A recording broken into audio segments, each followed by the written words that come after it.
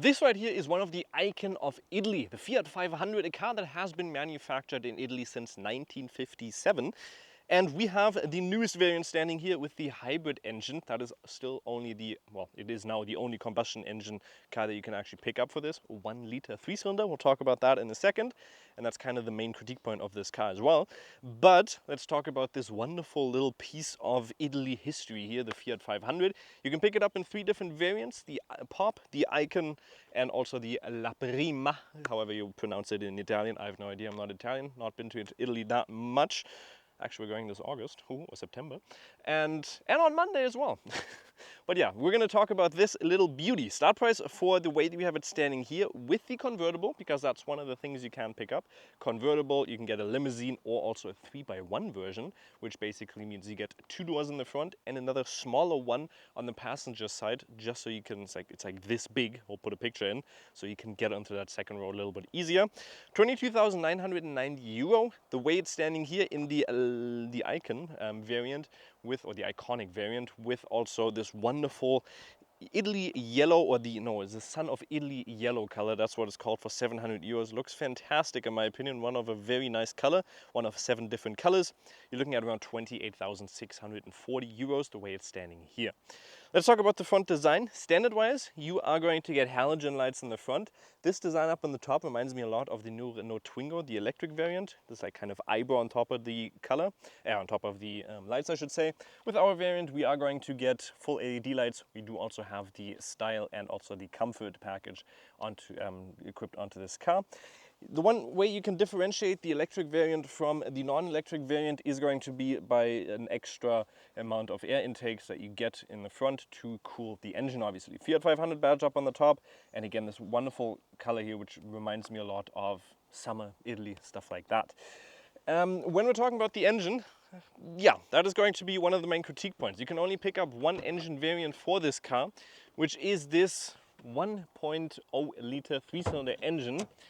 But if I open this hood, you're going to see one thing that you wouldn't expect for this price point, and that is going to be, as soon as I find the opening, look at that, we get dampers. Oh my god. Well, Volkswagen, you can write some things about that onto your next car maybe. Yeah, but this is the whole beauty. Basically an engine that is not going to produce much horsepower, 65 horsepower and 92 Newton meters. The previous car got 70 horsepower, and you can definitely tell the difference here. 16.2 seconds from 0 to 100, previous variant 15.5 seconds. Still nothing to write home about, but it is going to give you basically no punch. We live in an area where it's a little bit more hilly, like some northern parts of Italy as well. And if you live in those parts, then you're gonna definitely notice when driving this, okay, going up a hill is sometimes a little bit painful for this car, and it feels like you're actually killing it. Well, it doesn't feel like that. It kind of, it just sounds high RPMs, not really much punch going on. You have to downshift quite a lot. And we also have a mild hybrid system in here, so a 12-volt system, which is going to allow you to decouple the engine and just slowly glide away and get a little bit more fuel efficient there. But it's just a mild hybrid system. It's not going to allow you to fully drive EV in the city for a couple of kilometers. That is not what a full hybrid is made of. And for this engine variant, we're also looking at a 6-speed manual gearbox. And for the dimensions of the car, it has grown by 5 centimeters in every single direction, due to the fact that it is now also on the same platform as the electric brother to this car, which you can obviously also pick up, which might not be a bad idea if you're going to use this mainly as a second car for the city. That gets around a range of 193 kilometers, somewhere right around there. 90 kilometers? 190? 190 kilometers, yeah, for the city, which for a second car is definitely going to be quite nice, and you get a little bit more punch for that. But yeah, dimensions-wise, looking at a wheelbase of 2 meters and 32 centimeters now, a length of 3 meters and 63 centimeters, a width of 1 meter and 68 without the side mirrors extended, with them being extended of 1 meter and 88, and also a height of 1 meter and 53 centimeters. When it comes to the back here, we do also have a fuel tank on the right side. We're looking at 37 liters of fuel capacity with a WLTP of around 5.2 to, or 5.1, 5.2 liters. No, 5.2 to 5.3 or 5.4, somewhere right around there. In the city, around 6 liters. Depends on the way you drive this car. We'll talk about that a little bit more when we're driving in the city. Well, if you divide that by the tank size, you're looking at around 600, 700 kilometers of range there, depending on your drive style. Otherwise, design on the side, we do have the design package in here, or the style package, because we have the 17-inch rims on here. Those are going to be an option you do have to pick up, 1,500 euros in combination with that package. They look really good to this car. Up on the top, you also get this little in-carving here for our blinker, looking really cool in my opinion. That is some very aerodynamic, cool looking design. And further up on the top, with that package, we also get this chrome bar going all the way across. Kind of shows you we do have that different variant here. Up on the top, we can also see obviously the convertible. If you get the La Prima variant, the kind of design on top of this, on top of the roof here is going to also have the Fiat lettering in there as well. For the doors, we get some very big doors. You are going to have to open the car. I think you just close it. Oh, there's the key. Let's also quickly look at that key. Just a very interesting key fob with 500 up on the back. Hopefully you can see it. Yeah. 500 on the back. I mean, looks quite good. We can open it and then we can also go in here. There is just going to be a latch on the bottom, nothing to really pull out, and a very big door. We'll talk about that once we're in the inside, but you can see here, whew, that's a big swinging door. And otherwise we get brakes in the back, which are going to be drum brakes, and in the front we do get disc brakes. And design on the back, quite simplistic. Once again, we get our LED lights here on the back and Fiat logo up on the top. Hybrid logo, so you can tell that you are driving a hybrid on the bottom here. And exhaust pipe is going to point downwards. There's no towing bar or anything like that for this car. Let's quickly show you the trunk, and then I'll show you also the roof, how far it actually goes down. This is not going to be electrical, but you can unlock it and then you can flip it up with some very good dampers. Yeah, let's maybe remove the dead head that is in here. That is going to give you 183 liters. It's not the most comfortable to get to. And if you flip over the rear bench, which I'll do in a second, you're looking at a total of 440 meters. Up on the bottom, you can also flip this open. There's going to be a little bit more space, but I don't know, you can maybe put, like a cucumber in there. If I go now into the second row and try to flip this over, there's a little latch on the top, or button I should say, and then you can definitely see here, okay, there's going to be big inclination there, so not really suited to for some bigger loads, but like I said, 440 liters is not going to give you also the most flexibility, but you get a car that's quite small, so I don't think you're expecting much space in here as well. If you now close the rear trunk, and then I can show you how far this convertible roof actually goes down. And you can see that is the furthest it goes down, which is going to give you a good amount of breeze, and you can definitely look out, enjoy the scenery of Italy when driving there. If you open the trunk now, you're going to have to wait a second because it has to go up. Because if you do it like that, you're going to hurt the window, or not hurt the window, but actually the trunk, and then you can open once again. The roof, I should say, not the trunk. Let's talk about its competition, because there really isn't that much. Most of the other manufacturers that produced such a small car have now decided to no longer do that. For instance, Volkswagen with the Up, that has been gone, or the Skoda Citigo also gone. Renault Twingo, you can now only get it as an electric car, so that is going to be a comparison towards that, but you can also not get a convertible for that. The only one that's kind of still on the market is a Mini Cooper. Starting price there, however, in Germany at least, is 26,450 euros. You do get 122 horsepower, so definitely a little bit more punch. You can then also pick up a convertible with 32,450 euros as a starting price, but you also get 163 horsepower. So design-wise, this one wins. Price-wise, it wins also, but for its daily, well, not daily usage, I'd say, but more of a punch and more power on the Autobahn, it's not going to win in that aspect. Now, to get into the second row, I am going to have to flip over the seat, and then I can move it up to the furthest position. That is going to be identical with also the passenger there. Now, let me try to get in, because it obviously isn't the most comfortable to get in. If you get the 3+1, then it's going to be a little bit more comfortable. Now, let's put that back. This is now not all the way, well, this is quite much forward, but you can see here I'm already close to my limit. If I move it back a little bit more, I can probably look at, I don't know, like 4 or 5 centimeters more. Seat is quite squishy, so you can put your knees in there quite far. I'm 1.80 m tall, 5'11". Room there is not going to be much. Footroom, however, is still quite good. And if I open the window completely, I have enough space, but already like this, I'm or almost on the limit, but I can still sit in here normal. Headrests are also adjustable, so I can actually have a quite nice seating position in here. Seat bench, however, is going to have a quite far inclination. There's nothing in the center that I can do, nothing to fold out. Isofix points, however, in the back, and there's a small armrest, but everything here in the back is going to be hard plastic and nothing to really put anything in here. You can't charge your phone or anything like that from the back. And yeah, so if you have kids in here, they might enjoy the back, but bigger adults are not going to enjoy it too much. And here we are now in the front of the Fiat 500, and you can see the outside color also goes into the inside, which looks really nice in my opinion. I really like the inside because you get simple layout, you get physical buttons all throughout. On the steering wheel you get physical buttons, which are in this kind of high gloss black design, which I'm not the biggest fan of because you will see fingerprints on there like we have on here. Same is said for our climatization, but it is separated from the infotainment display, which I really do like. Infotainment display, we can have Apple CarPlay, Android Auto automatically and wirelessly connect to that. Very loud sound here as well when you press on stuff. But there is no pre-inbuilt navigation in here actually.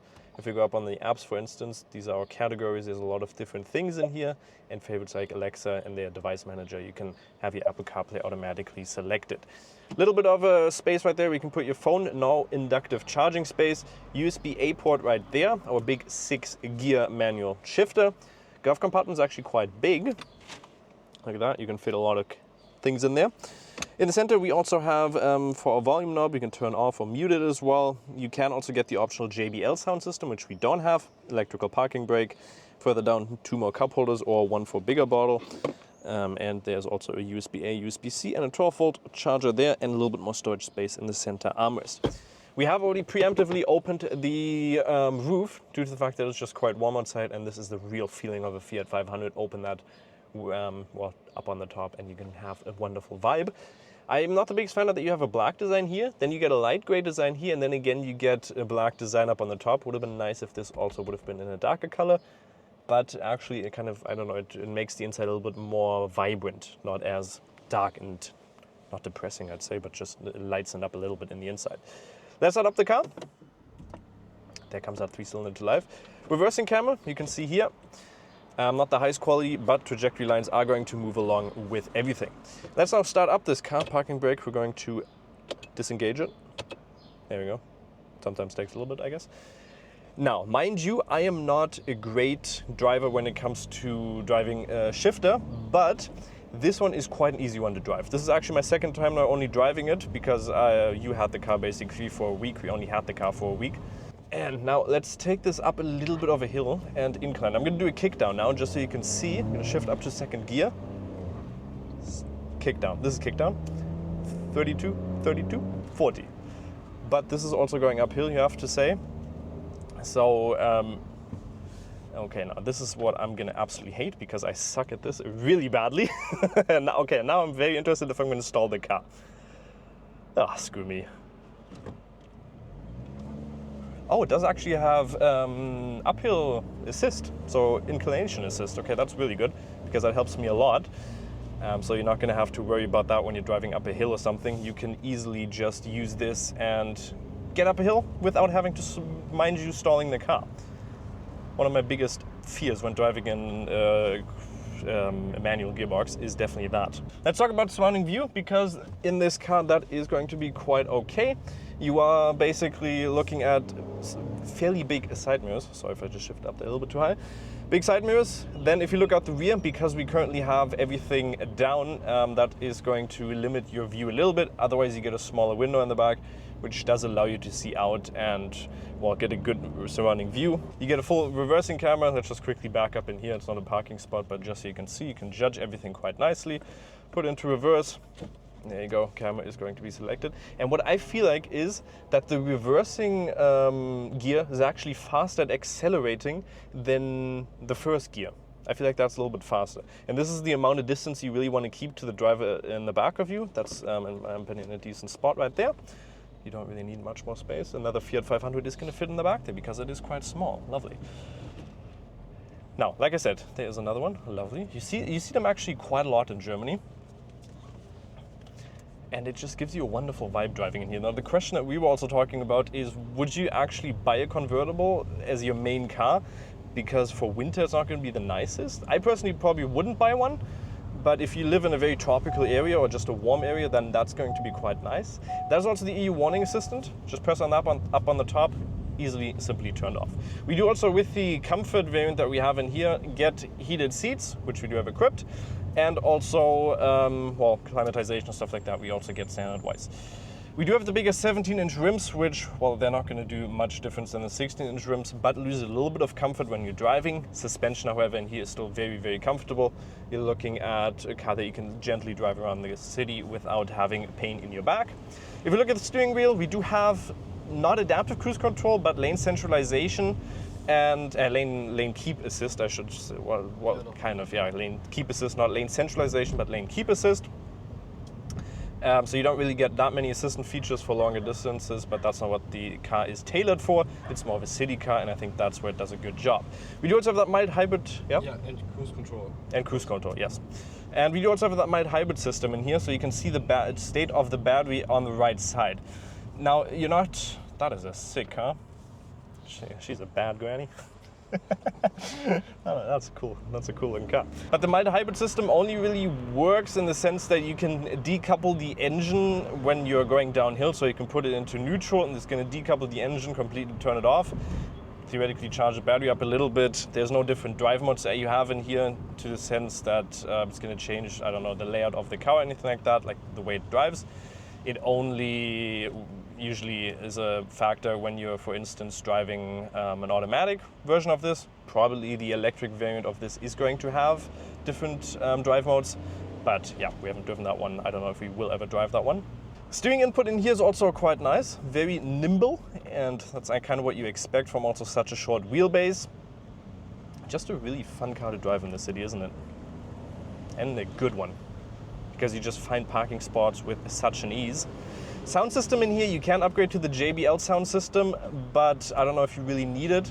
And one other cool gimmick in here is, if you look behind the steering wheel, this is where you change, this is the volume if I'm not mistaken, and on the other side you can skip your songs. So you don't have anything on the actual steering wheel, but rather on the back of the steering wheel, which is quite cool. And also, if you look on the side pocket, there is a small thing there said made into Tofino. Which is basically where this car was manufactured back first in 1957, like I already told you on the outside. And ever since then, it's still manufactured over there. And there's another one. You see so many here in Germany. It's amazing. Let's talk about the consumption and the different layout you can have in here. With the buttons on the left, you can change a little bit of visual representation. You can also show your consumption, which we're going to look at now. Which is there. Since we've gotten this car, 278 kilometers is how much we've driven. 6.8 liters, around 200 kilometers of those were on the Autobahn, and well, trying to get up to 130, you basically have to drive kick down quite a lot, especially here in our city where we live in Kassel. There is going to be a lot more hilly areas, especially getting up from Frankfurt to Kassel. You are going to have to get an inclination. When you were driving in the city, you were looking at, what, 5.9 liters, so you can get it down if you drive a little bit more eco-friendly. I guess you can also get it down to the WLTP of 5.2, but maybe not in the area where we live at, because it is just a little bit more of a hillier area. Now, what's my final verdict on the Fiat 500? Well, if you come to Europe and you're driving in Italy and get a rental car, then don't be sad if you do get this car, because it is quite a nice car for scenic routes. Engine power, like I said, is not going to be the most. Mini Cooper, for instance, going to get quite a lot more, but you do also have to pay a little bit more. I probably would be a bigger fan of the electrical variant if I would have to pick up a Fiat 500, just because it gets a little bit more punch, and well, you can just charge it at home, drive it quite cheap. You are going to have to pay a little bit extra. Start price compared to the non-convertible on this one, around 2,000 euros more. So convertible one for the electric variant is going to cost you quite a lot more. Otherwise, I love the design of this car. The only thing that is the downside is going to be the engine punch and also second row seating. You're not going to expect much from this car. You're mainly going to use it, well, in Europe at least, or in Germany, most people that actually drive these are younger people who are usually women. And then I think this is also a great first starter car. In Germany, you also have an option where you can pick this up as a three-wheeler. Then you're allowed to drive it, what was it, with 16, I think? 3 vehicles? What are they called? Three-wheeled cars, I guess. Like a tricycle, you will be able to drive that at 16 in Germany at least. That's quite a well, comfortable option for that. What do you think of the Fiat 500 Hybrid? Let me know in a comment. Make sure to like, subscribe. We'll see you next time. Bye-bye.